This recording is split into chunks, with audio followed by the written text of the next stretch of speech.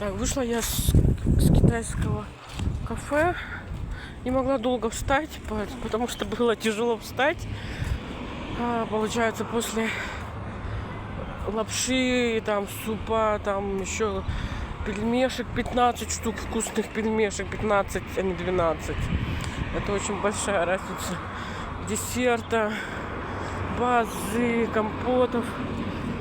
Ой, блин, я там еще 1,5 часа сидела, потому что не могла встать, короче, честно. Вот, еще с собой взяла еще одну лапшу. Сейчас приду, пока чуть-чуть вот разгрузится желудок. Надо еще покушать лапшичку. Вот. Так что вам это место находится в центре. Видите, окружная администрация и центральный кинотеатр. Вот. Вот сюда проходите. Там, ну, по этому Двагису посмотрите. Еще так жарко. Толстому человеку, блядь, у которого пельмешки 15 штук. А там, получается, китаец высокий. У нас в Якутске китайцы живут очень хорошо. Да, они, мне кажется, сейчас везде хорошо живут. На Лексусах ездят.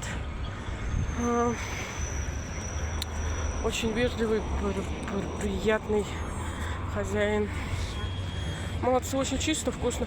Даже, видите, в гаражах, да, это не в здании, получается, пельменная, но она все равно очень вкусная. И вкусная, и чистая. Чистое место, короче. Можно поесть. Мне кажется, у них на кухне тоже чисто. Блин, идти тяжело, подписчики. Как быть, а? Может, такси заказать? Объелась, блядь. Мне теперь... О, там что-то вкусняшки продают какие-то. Надо еще вкусняшки поесть, купить себе сегодня. Так. Видите? Там можно купить пахлаву турецкую. Сейчас я пойду покупать пахлаву. Угу. Вот такой вечером с чаем попью. И с этой жирненькой лапшичкой пахлава. Что-нибудь мучного куплю.